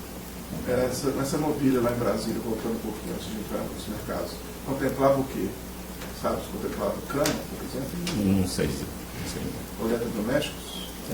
Não sei dizer o detalhe. Então, essa estratégia não foi utilizada em São Paulo? Eu não tenho lembrança. A lembrança que eu tenho é que a discussão em torno dessa estratégia veio inicialmente da diretoria de Brasília. Perfeito. O doutor Carminho e o doutor Ricardo também mencionaram que houve uma época que o mercado trabalhava com uma forma de oferecer plantas personalizadas. Em 2013, eles disseram, eu só me engano, foi o doutor Carminho que disse que em 2013 já não se trabalhava mais. Mas era, segundo o que eles disseram, era uma possibilidade da construtora personalizar a planta, tirar um quarto ou acrescentar um quarto. O senhor se recorda desse período? Sim. A OAS ofereceu, em algum período, esse tipo de serviço? Logo em 2008 e 2009, esse serviço existia. Então, o cliente tinha uma possibilidade de customizar a unidade dele. Certo. Então, ele pagava um X a mais para ter uma planta. Não sei, sinceramente, eu não lembro se era fazer o que quiser ou se tinha algumas características que ele podia. Mas em relação ao procedimento, o senhor poderia nos dizer se primeiro a pessoa comprava o apartamento e depois ela dizia o que ela queria e aí então a construtora fazia a modificação? Ou primeiro a pessoa falava o que ela queria, a construtora fazia a modificação e então ela comprava? Não sei dizer. Em termos financeiros, o senhor disse também que não se fazia essa estratégia de mobiliar apartamentos porque envolvia um risco muito grande. Existiria um risco grande em se alterar um apartamento de acordo com o gosto de uma pessoa e ela depois não ficar com esse apartamento? Não, esse risco existe. O senhor disse também que o Dr. Léo era próximo de alguns diretores. Na época em que o senhor ocupava a presidência da OAS Empreendimentos, o Dr. Léo era mais próximo de quem? Olha, Além do senhor? Dos diretores, em relação a Humberto Garrido, Fernando Garrido, Eduardo Villanova, Lucas Gordilho, Paulo Gordilho, Ricardo Embaçaí, Carlos Frederico. não, sem dúvida o Paulo Gordilho, que tinha anos de casa. Certo. É pessoa de confiança do Dr. Léo Pinheiro? Não sei se de confiança, mas é uma relação de muitos anos. O senhor disse que acompanhava as vendas de uma forma geral. Disse também que a OAS, esses empreendimentos da Bancop, não tinha nenhum outro triplex. Não tinha, acho que não tinha. O senhor disse também que o ex-presidente Lula visitou no início de 2014. Depois, em agosto de 2014, houve uma nova visita. O senhor se preocupava com a venda desse imóvel? Depois que ele estivesse pronto, ia ser parte da cobrança também, assim como qualquer outro. esse apartamento ele era divulgado para ver? Olha, eu não tenho a informação se não era. Tampouco sei se era, mas estava. Não sei se havia qualquer tipo de restrição em relação ao apartamento. Se comentava dentro da OAS a respeito de a quem pertenceria esse apartamento? Não, o que era. Acho que todo mundo sabia disso aí, era que o presidente Lula tinha aula. Agora, se era unidade triplex, se não era, não sei se era conhecimento, até porque a gente não via dessa forma, né? Porque tinha uma unidade lá que não estava no nome dele, estava no nome da empresa. E principalmente que eu estava fiquei fora da empresa por alguns anos, depois voltei para o empreendimento, que foi um investimento anteriormente, quando assim, nunca nem passava na minha cabeça, não tinha essa memória de ter que ter uma atenção especial para uma unidade X ou Y. Foi muito mais, me chamou a atenção depois que houve a visita e foi um interesse do presidente Lula em visitar. Só isso. Certo, mas o senhor é uma pessoa que passou 3 anos na diretoria financeira. Disse que tinha preocupação, né, de controle dos recebíveis, controle dos cooperados. Uma unidade que custava R$1,5 milhão recebeu investimentos da ordem de R$1 milhão. Né? O senhor não se preocupava de quem era, ou ou algo que o presidente Lula tinha no condomínio era esse triplex? Não, eu tinha ciência que ele tinha um direito que nunca tinha sido exercido. Mas eu nunca, pelo menos nunca foi me falado que aquela unidade era para ele. É lógico que depois da visita eu vi que havia um interesse, né? Mas também não houve nenhum pedido para que não fosse vendido para ninguém, e nunca também passei essa orientação para ninguém. Perfeito. O senhor disse que sabia que ele tinha uma cota que nunca foi exercida, um direito, acho que foi falado. Eu sabia que ele era participante da... A única coisa que eu sabia, que ele era um cooperado. Daquele empreendimento. Essa é a informação que eu sabia, que eu tinha. Né? O senhor anteriormente nos disse que os cooperados, no momento em que o empreendimento foi assumido pela OAS, só tinham 2 opções. Ou desistir, ou continuar pagando as parcelas. Não, as opções não são essas. Ou ele faz a opção pela unidade, e com isso ele está... Né, ele tem que complementar o pagamento? Ele assina ele vira cliente, sim, então tem um complemento a ser pago, ou ele precisa se manifestar para ele ser ressarcido. Isso. São as 2 opções. E que havia um prazo. Certo. O senhor disse que até então não tinha sido exercido esse direito. Não foi exercido o direito. Pelo ex-presidente Lula. É isso. E o senhor não se preocupou com isso? Eu não tinha essa preocupação porque a unidade a qual ele tinha direito, se não estou enganado, foi vendida. Foi vendida. A unidade que ele estava contratado, a unidade foi colocada à venda porque ele não tinha exercido esse direito de permanecer com a unidade dele, e essa unidade foi vendida. Então ele não tinha mais vinculação com o empreendimento? Com o empreendimento, o que ele tem é o direito do crédito dele, né, que ele tem um procedimento para esse crédito ser ressarcido pela OAS. E por que a OAS não tomou nenhuma providência em relação a isso? Porque é que nem um cartão telefônico que você compra que vale R$20. Se você usou R$10, a telefônica não te liga para gastar os outros 10, para vir buscar o ressarcimento. No nosso caso é exatamente a mesma coisa. Ele tem um direito de receber. Se ele não veio buscar, a gente não bateu na porta dele para pagar. Então a situação de hoje é essa. Mas até o cartão telefônico tem um prazo, né, para você usar o crédito, né? Senão você perde. O contrato não prevê. O contrato não tinha prazo para exercer o direito? Tem um prazo para exercer, mas também não sei se o contrato fala o que acontece se ele não exerce o direito de ser ressarcido em determinado preço. O que os senhores fizeram com os outros cooperados que não fizeram a opção? Acho que a grande parte dos cooperados que não exerceram a opção e que nos procuraram, a gente ressarciu. Sem eles manifestarem? Não, com a manifestação deles. Então eles manifestaram? Não. O relacionamento só com a empresa começa com a manifestação. Então, para aqueles que se manifestaram, por uma alternativa ou por outra, eles abriram relacionamento com com a OAS para poder se ressarcir. Mas então, o ex-presidente Lula, se não tinha feito a opção, ele não tinha relação alguma com a OAS? Formalmente não, ele tinha,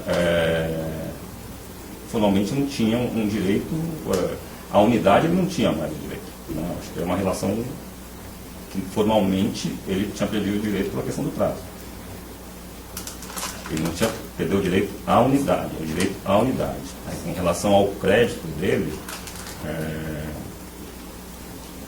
eu não tenho detalhe, mas eu não acredito que tenha, por contrato, dizendo que se não... O contrato não dizia, se você não vier se manifestar, você perde direito ao crédito. Isso... Mas aí eu volto à pergunta. O que os senhores fizeram em relação aos cooperados que não fizeram a opção?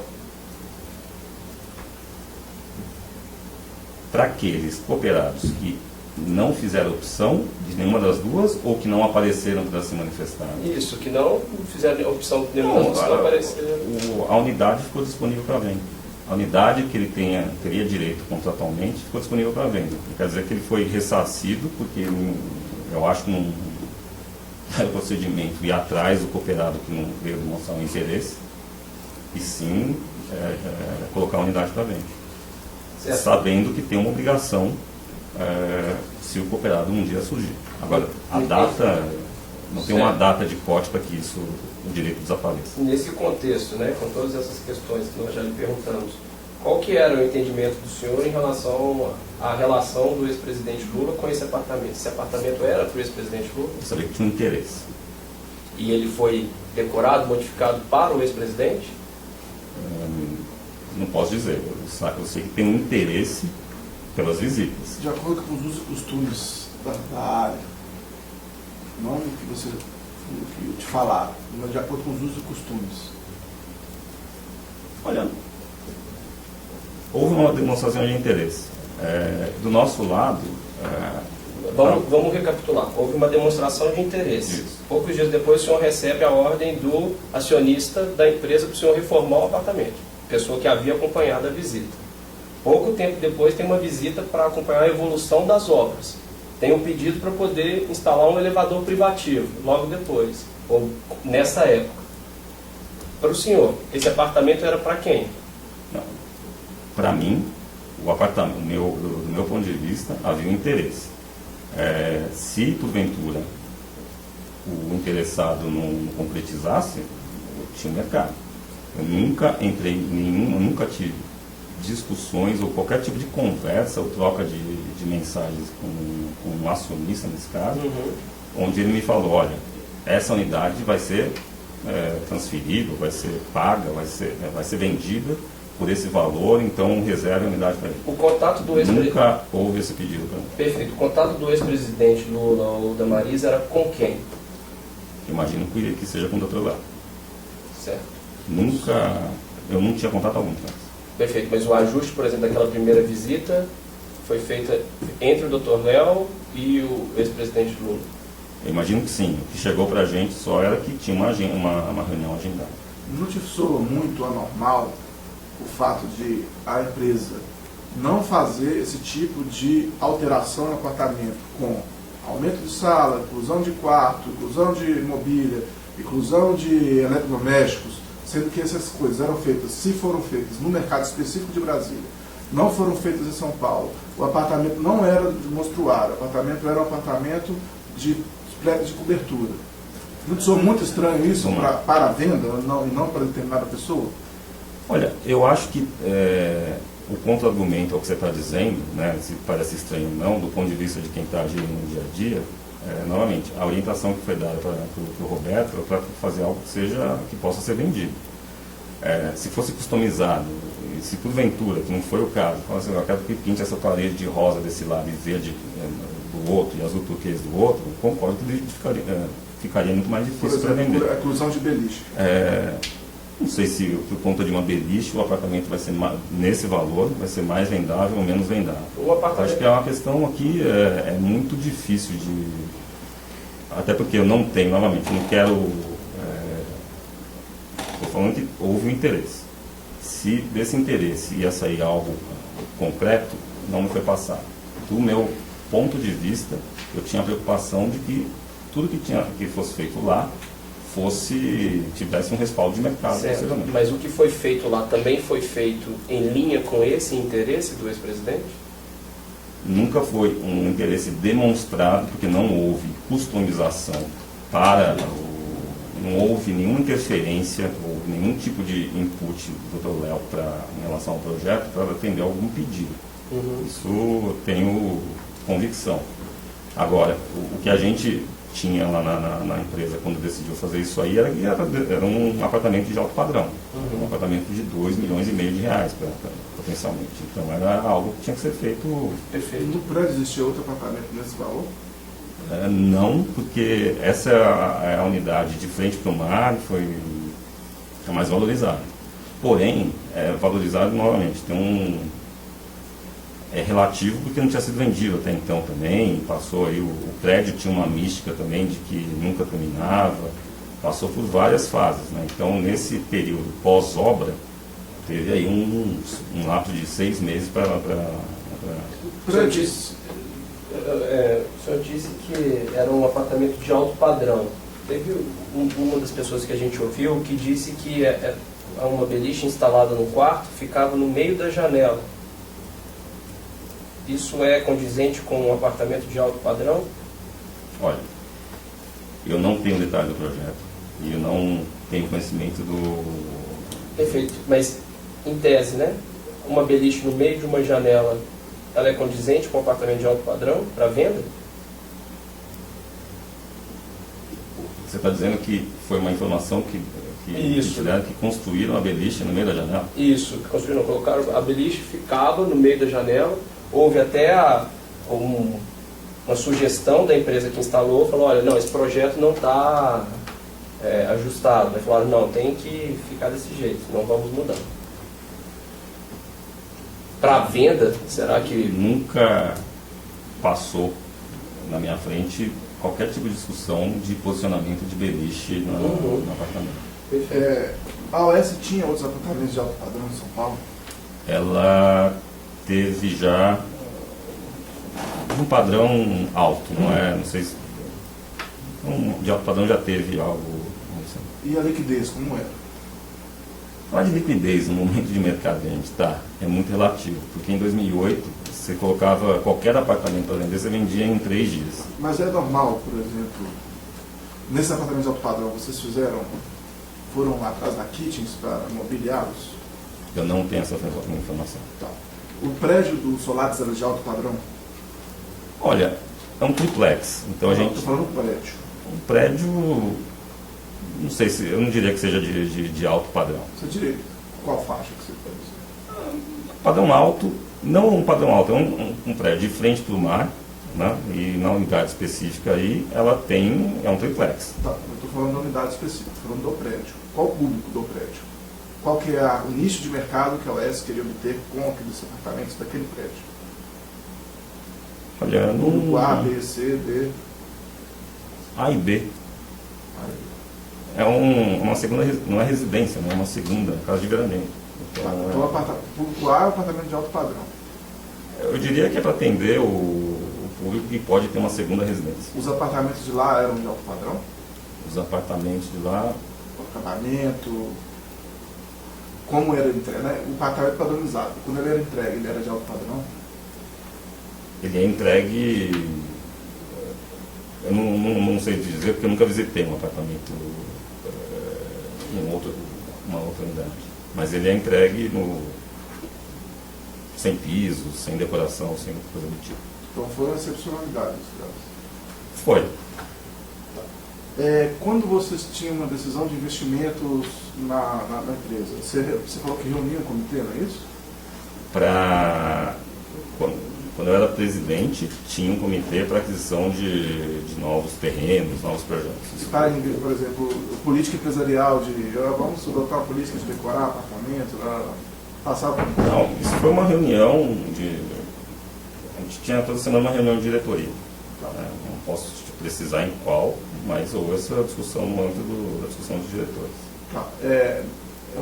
Essa situação, sem a interferência do Léo Pinheiro, haveria essas reformas na política empresarial da empresa, nesse apartamento específico?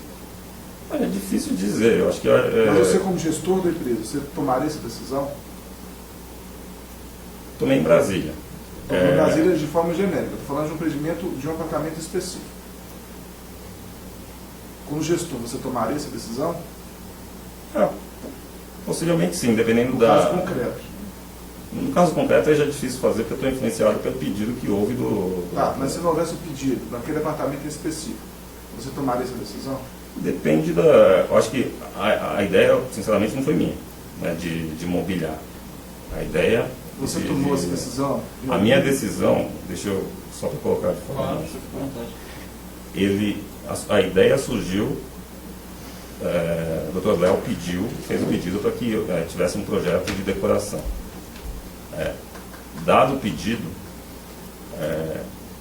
eu não falei não vou fazer. Eu falei, ok, e me reuni com uma equipe, e a minha preocupação a partir daí é baseado já na informação que eu tinha. Eu não tinha a liberdade, pelo menos não foi a decisão que eu tomei na hora, de falar, Dr. Léo, não vou atender o seu pedido. Foi o contrário, atendo o seu pedido. Nem falei ok, e fui discutir o que daquilo eu tinha que fazer com a minha equipe. Houve a decisão concreta de algum outro apartamento específico dentro da sua gestão, de tornar um apartamento de alto padrão que não era? Não, nunca. Foi o único caso? Não houve orientação de Dr. Léo para nenhuma outra, nunca houve um outro pedido. Tá, e sem o pedido dele, houve isso esponte próprio por você? A exceção dos casos aqui que eu já mencionei, ou seja, são os casos que eu mencionei. De Brasília. Em São Paulo, você... Eu acho que são circunstâncias de mercado diferentes, né? Em Brasília está o mercado totalmente diferente do que estava em São Paulo. O Dr. Léo Pinheiro alguma vez comentou ao senhor que o ex-presidente Lula havia sinalizado no sentido de que pretenderia comprar aquela cobertura triplex? Não, eu nunca entrei nessa discussão comercial, ou não sei se houve, na verdade, mas eu nunca conversei com o Dr. Léo sobre isso. Léo Pinheiro também voluntariamente nunca falou isso ao senhor? Não.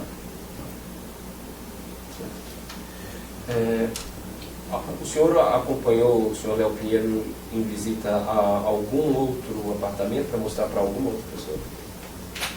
Durante esse ano, não. Em relação agora à atividade da OAS Empreendimentos, qual que era a atividade da OAS Empreendimentos? Uma incorporadora. Ela realizava obras para particulares?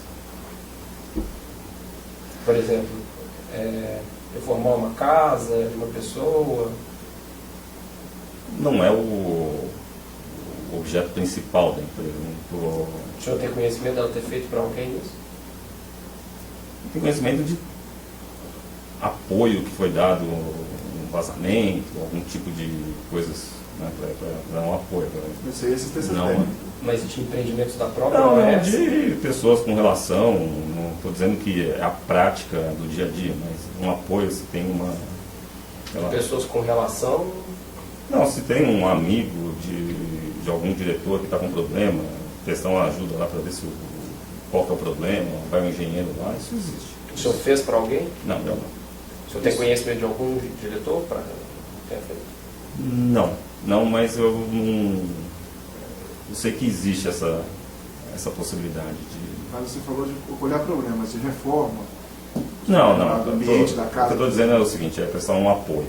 A reforma do ambiente de uma casa, por exemplo. Eu iria fazer um projeto de ambiente de reforma de uma casa. Não é o objeto da empresa de fazer isso. Certo. Pagar pelos móveis de um ambiente de uma casa faz parte do trabalho da OAS? Também não. Considerando que o senhor integrou a parte, né, a diretoria financeira da OAS Empreendimentos até 2011, né, e também foi presidente da OAS Empreendimentos, o senhor tem notícia de alguma doação que tenha sido feita pela OAS Empreendimentos ou pela OAS Investimentos ou mesmo dentro do grupo OAS para alguma entidade com fins sociais? Não tenho conhecimento. O senhor se recorda de ter encontrado com o ex-presidente Lula em alguma outra oportunidade, sem ser essa visita em fevereiro de 2014? Foi a única oportunidade que eu encontrei. O senhor já participou de alguma palestra dada pelo ex-presidente Lula? Também não.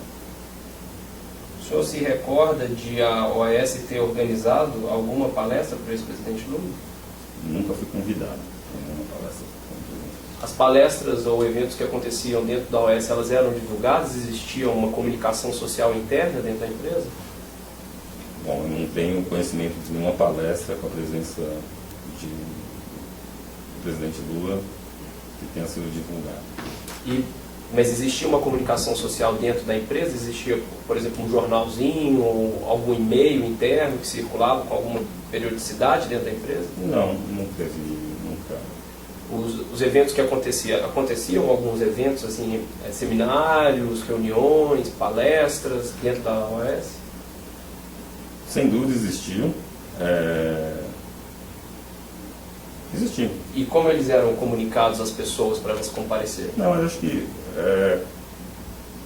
eram seminários específicos também, não eram abertos a todo o público. Acho que não era uma questão institucional para todos os funcionários. E aí, como era feito esse convite para comparecer? Novamente, como não era institucional, eu nunca fui convidado. Perfeito, então o senhor não sabe. O Dr. Paulo Gordilho nos mencionou que na época das debêntures foi realizado um seminário para apresentação das debêntures para diversas áreas do mecanismo. Uhum. O senhor se recorda desse seminário? Não sei se fez um seminário, foi muito mais a gente explicar como é que funcionava. Não teve público externo, era só para o pessoal da própria empresa para explicar o que era uma debênture, isso é relativamente complexo, a estrutura, como é que pode usar, como é que não pode. Tenho recordação a isso, nunca houve público externo atendendo esse tipo de coisa. Certo, mas e para esse público interno, como que foi? Eles foram convidados para esse? Estamos falando de uma empresa relativamente pequena, né? Então é boca a boca, não teve não foi um evento local agora marcado, provavelmente tenha sido parte de uma reunião. Eu lembro de ter tido essas conversas com os diretores, mas não era um evento institucional que a OAS está promovendo para divulgar isso aí. Perfeito. Tá ótimo. Dr. Robson, alguma outra questão? Acho que são esses os aspectos. Doutora Taide. Você conhece o senhor Fernando Bittar? Não conheço. Já ouviu falar da pessoa dele? Ouvi falar agora. Sabe se a OAS fez algum contato com a Kitchens para reformar uma cozinha no sítio de Atibaia? Não sei. Era da praxe da OAS fazer esse tipo de situação? Novamente, repito o que eu disse aqui em relação a reformas que não era prática. Sim, mas a OAS fazia pagamentos em dinheiro? Espécie? Durante o período que eu fui presidente aqui, eu não vi, nem autorizei nenhum pagamento em dinheiro. Ela recebia valores em espécie dos seus clientes ou recebia dinheiro depois? Todos os pagamentos de clientes eram via pagamento via boleto bancário. E se algum diretor fez essa prática, seria considerada falta profissional na empresa? Sim, não era prática, né? Perfeito. Doutora Bruna, algum questionamento? Doutor Calvo? Tem uma pergunta só. Por favor, fique à vontade. Os empreendimentos da Bancop, o que eram da Bancop, que foram assumidos pela OAS, a OAS participou dos projetos de arquitetônico? Não, porque grande parte se não todos os projetos, já vinham os projetos da própria Bancop. Então a gente não havia mudança de projeto, né? A gente já assumia e muitos deles já tinham um início de obra, já tinha alguma parte do projeto executado. A única coisa que tinha que ser feita é transformar aquele projeto que tinha uma autorização para uma cooperativa para virar uma incorporação, que aí permite a venda para o cliente. Né? Perfeito. Mais alguma questão? Não. Então, ótimo. Doutor Fábio, agradecendo muito a presença do senhor, nós vamos encerrar agora a gravação do áudio e vídeo e vamos escolher as assinaturas do termo de declarações.